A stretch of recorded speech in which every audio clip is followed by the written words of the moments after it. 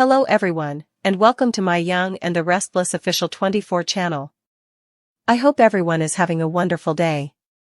Before we begin, please hit the subscribe button and give this video a thumbs up. In the glittering yet deceptively fragile world of Genoa City, the abbots, Newmans, and chancellors often find themselves ensnared in webs of power, love, betrayal, and redemption. But sometimes, the most profound stories unfold not in corporate boardrooms or bustling living rooms, but in quiet, unexpected corners of the world where family members are forced to confront the truths they buried for far too long. Such is the case when Jill Abbott, ever the fierce matriarch and calculating yet deeply human woman, makes a bold decision that alters the trajectory of not just her own life, but the life of her daughter, Sally Spectra. For weeks, perhaps even months, Jill has observed the turmoil in Sally's heart, a turmoil Sally thought she could mask beneath her fiery red hair, sharp wit, and carefully curated persona. Yet mothers always know, and Jill is not just any mother, she is Jill Foster Abbott, a woman who has weathered more storms than most could even imagine, who has clawed her way through love affairs, hostile takeovers, betrayals, and the delicate dance of survival in a world that often tried to leave her behind. So when Jill insists on whisking Sally away from Genoa City to Nice, France, she frames it as a much-needed trip for business, relaxation, and inspiration. But the undercurrent beneath her words is unmistakable. Jill wants time with her daughter, time away from the distractions of Adam Newman, Nick Newman, and the other figures who dominate Sally's romantic and professional life. Jill wants to strip away the layers, the noise, the excuses, and get to the heart of what's really tormenting Sally. Nice, with its sunlit promenades, azure waters of the Mediterranean, and intoxicating blend of glamour and history, becomes the unexpected stage for a reckoning. At first, Sally resists. She tells Jill that she has too many projects to abandon, too many entanglements in Genoa City that need her immediate attention. But Jill is relentless. She reminds Sally that the world will not crumble if she takes a week away, that sometimes distance offers clarity.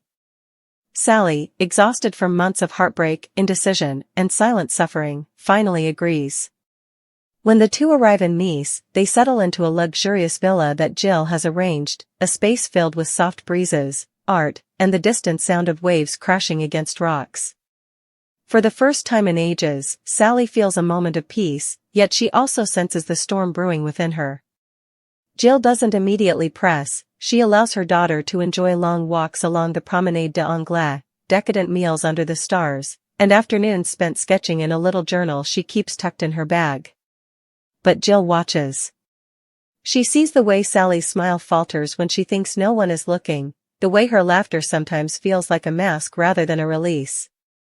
Jill knows that her daughter is on the brink of confession, and she is patient enough to wait for the moment when the dam will finally break. The breaking point comes one evening after a lavish dinner. Jill, in her sharp yet elegant way, raises a toast to Sally, praising her resilience, her creativity, her ability to thrive in a town that often eats people alive. Sally, overwhelmed by her mother's unexpected tenderness, begins to tremble. Tears well in her eyes, and before she can stop herself, she excuses herself from the table, rushing to the balcony where the French Riviera glimmers below.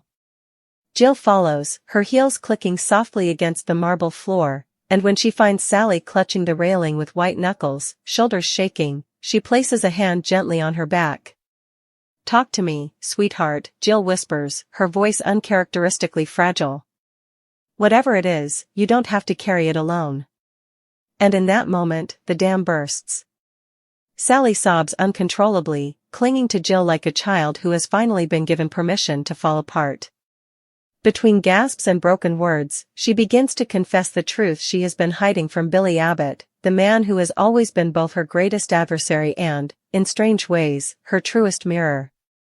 Sally admits that she has been living in constant fear of rejection, that her time with Adam left scars deeper than anyone realizes, that Nick's comfort was more about filling a void than building a future, and that through it all, one name has haunted her, Billy. She reveals to Jill that she never stopped caring for Billy, even when they sparred publicly, even when circumstances pulled them in different directions.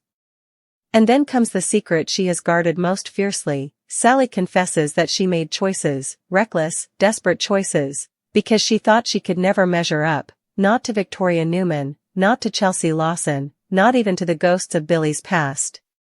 Sally's voice cracks as she admits that she pushed Billy away not because she didn't want him, but because she wanted him too much and couldn't bear the thought of him seeing her failures.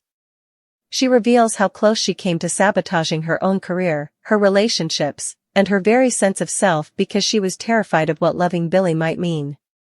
Jill listens, her eyes narrowing but softening at the same time.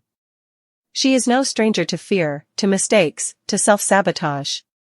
In Sally's confession, she sees echoes of her younger self, a woman desperate for love, validation, and a place in a world that constantly underestimated her. But Sally's secret goes deeper still. She finally admits, through tears that feel like acid against her skin, that she once discovered she was pregnant with Billy's child, a truth she never shared with him. She explains that in her confusion and heartbreak, she made a decision that has haunted her every single day since. Whether it was a loss she suffered naturally or a choice she made in the heat of despair, the details remain raw, jagged, and unspoken at first. But as she stumbles over the words, Jill realizes the magnitude of what her daughter has carried in silence. This is not just about heartbreak or insecurity, this is about a soul-deep wound that has shaped every decision Sally has made since. Jill, shaken yet resolute, gathers her daughter into her arms, telling her that no secret is unforgivable, that Billy deserves to know, and that Sally deserves to heal. The days that follow are filled with delicate conversations between mother and daughter. Jill does not push Sally to immediately call Billy, but she plants the seed. She reminds Sally that truth, no matter how painful, is the only path to true connection. Sally, hesitant and terrified, finally agrees that she must face Billy. And so, with Jill's unwavering support, she makes the call. Billy, ever the complicated man, agrees to fly to Nice, unsure of what awaits him but curious enough to confront the ghosts of their shared past. The reunion is tense at first, Billy's guarded demeanor clashes with Sally's fragile vulnerability. But as the sun sets over the Riviera, painting the sky in hues of orange and pink, Sally takes Billy's hand, her voice trembling as she begins to tell him everything. She speaks of her fears, her mistakes, her love, and finally, the child they almost had. Billy, stunned and silent, struggles to process the enormity of the confession. His first instinct is anger, betrayal, grief. But as he looks into Sally's tear-streaked face, he also sees truth, raw and unfiltered, perhaps for the first time between them. This confession changes everything. Whether it drives them further apart or brings them closer together, one thing is certain, the ripple effects will reach far beyond the shores of Nice. Jill, watching from a distance, knows that her role as mother and matriarch has shifted. She has given Sally the space to confront her deepest fears, but now the next steps belong to Sally and Billy. For Jill, there is a bittersweet pride in knowing that she has done what only a mother can do. She has pulled her daughter back from the brink of silence and given her the courage to speak her truth. For Sally, the tears shed on a balcony in Nice mark the beginning of a new chapter, one that will demand strength, forgiveness, and a willingness to face love in all its messy, painful, and beautiful forms. And as the waves crash endlessly against the Riviera's shores, the echoes of Sally's confession linger in the air, fragile yet unbreakable, a testament to the power of truth, the resilience of love, and the unshakable bond between mother and daughter that even time, secrets, and heartbreak cannot destroy. Billy Abbott's arrival in Nice is like the sudden clap of thunder after days of heavy humidity, the kind of moment everyone knows is coming, but no one is truly prepared to face. He steps off the plane, carrying his trademark mix of casual charm and restless energy, his mind spinning with questions that refuse to settle. Jill's cryptic message, "Come to Nice. Sally needs you." "It's important," echoes in his head, accompanied by the weight of his complicated history with Sally. He doesn't know if this trip will bring closure, confrontation, or catastrophe, but he knows one thing, he cannot stay away. When he finally sees Sally waiting for him outside the villa, framed by the Mediterranean sky, Billy feels a pang in his chest that he thought had long been buried. Sally looks fragile yet determined, her fiery hair pulled back in a loose knot, her eyes already swollen from tears she hasn't been able to stop shedding since Jill convinced her to call. The silence between them stretches for what feels like an eternity before Sally whispers his name, soft, trembling, but filled with a longing Billy instantly recognizes. He wants to demand answers, to unleash his anger for being kept in the dark, but something about her expression disarms him. Instead, he follows her into the villa, where Jill, ever the watchful matriarch, greets him with a mixture of relief and warning. "She needs you to listen, Billy," Jill says quietly, her voice firm but compassionate. "No matter what you think you know, just listen." The conversation begins awkwardly, with Sally fumbling for words and Billy pacing like a caged animal, his frustration mounting with every pause. Finally, Jill excuses herself, leaving them alone in the spacious living room where the French doors stand open, letting in the salty breeze. Sally's voice breaks as she starts to tell him everything, the lies she told to protect herself, the fear that consumed her every time she considered letting him see the real her, the countless nights she convinced herself he was better off without her. Billy listens, jaw clenched, fists tightening at his sides. He feels the sting of betrayal with every revelation, but he also feels something deeper, a recognition of pain that mirrors his own battles with addiction, loss, and self-destruction. When Sally finally arrives at the secret that has haunted her most, the pregnancy she never told him about, the world seems to tilt beneath them. Billy's breath catches, his eyes widening in shock. "You mean to tell me," he chokes out, his voice raw with disbelief, "that we had a child, my child, and you never thought I deserved to know?" His words cut through the air like shattered glass, and Sally flinches, tears spilling down her cheeks. Her confession comes in waves, how she discovered she was pregnant at the worst possible moment, how fear of his reaction, fear of being compared to Victoria or Chelsea, fear of failing as a mother, all combined into a suffocating panic that left her paralyzed. She explains that by the time she gathered the courage to say something, it was already too late. Whether by cruel fate or by choices she regrets with every fiber of her being, that child never came into the world, and she has lived with the weight of that silence ever since. Billy, his heart pounding in his chest, turns away from her, walking to the balcony where he grips the railing so hard his knuckles turn white. The anger, grief, and devastation swirling inside him are almost too much to bear, but when he turns back and sees Sally sobbing, broken and vulnerable, something in him shifts. He sees not just the woman who kept a devastating secret, but the woman who has been punishing herself for it every single day. He sees her pain, her guilt, and her desperate need for forgiveness, and in that moment, his own anger becomes entangled with compassion. "Why didn't you trust me?" he asks finally, his voice softer now, tinged with a heartbreak that words can't fully capture. "You've seen me at my worst. You've seen the mess I am, the mistakes I've made. Did you really think I wouldn't stand by you?" Sally collapses into a chair, her hands covering her face, unable to meet his eyes. "I didn't think I deserved you," she admits in a trembling voice. "Every time I looked at you, I saw someone who had already survived so much, someone who deserved a partner who wouldn't drag him down. I was terrified, Billy.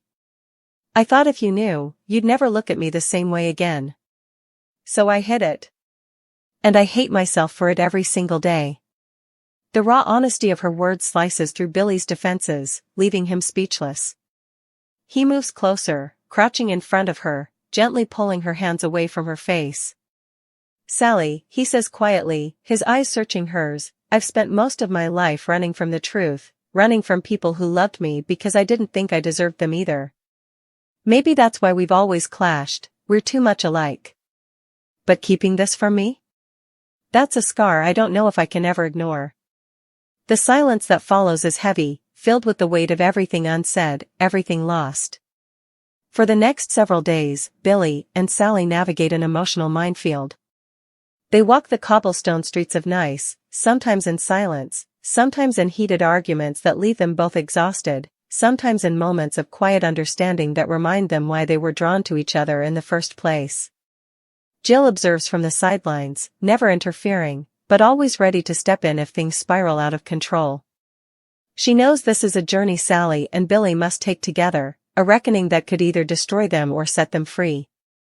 One evening, as they sit on the beach watching the waves crash against the shore, Sally takes a deep breath and asks the question that has haunted her since Billy arrived, can you ever forgive me?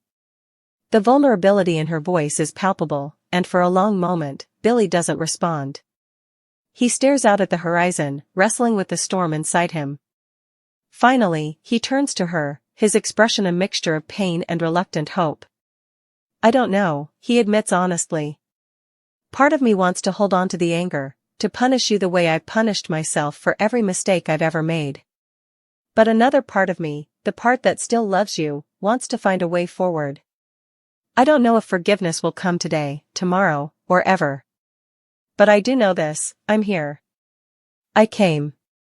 And that has to mean something. Sally's tears fall freely, but this time, they are mixed with a glimmer of relief. For the first time in years, she feels as though the possibility of redemption is within reach. Jill, watching from a distance as the two sit side by side on the sand, allows herself a rare smile. She knows the road ahead will be long and fraught with challenges, but she also knows that healing begins with truth, and Sally has finally found the courage to speak hers. As the trip to Nice draws to a close, nothing is neatly resolved. There are no easy answers, no tidy bows to wrap around the chaos of their emotions. But there is a new beginning, fragile and uncertain, yet real. Billy and Sally board their separate flights back to Genoa City, both knowing that the conversations they had in France will follow them into every decision they make moving forward. Jill, ever the strategist, returns home with a quiet sense of satisfaction. She may not have fixed everything, but she gave her daughter the chance to unburden her soul, and sometimes, that is the most powerful gift a mother can give. And so, the saga continues, two broken souls grappling with love, loss, and the possibility of forgiveness, their futures forever altered by the confessions made under the Riviera sky. In the end, it is not just a story about secrets and heartbreak, but about the courage it takes to face the truth, the resilience it takes to survive it, and the hope that, even in the darkest moments, love might still find a way to endure. When Sally and Billy return separately from Nice, the weight of their confessions and unresolved emotions lingers like a ghost that refuses to fade. Genoa City feels different to Sally now, every corner, every office, every familiar face reminding her of the life she almost ruined by carrying her secret for so long. The design sketches in her apartment feel hollow, her once constant drive now dulled by the enormity of what she's shared. Billy, meanwhile, walks back into the Abbott mansion with the heaviness of a man who has been forever changed. Jack notices immediately, studying his brother with concern, but Billy offers little explanation. He mutters something vague about needing space, leaving Jack to worry silently. Jill, back at Chancellor Winters, resumes her corporate duties with the steely resolve she's known for, but her thoughts drift constantly to her daughter. She knows the truth is out, and she knows Billy has heard it, but she also understands that the aftermath is as dangerous as the confession itself. For Sally, telling Billy the truth was like ripping open a wound. For Billy, hearing it was like being handed a mirror reflecting all his past failures, regrets, and broken dreams.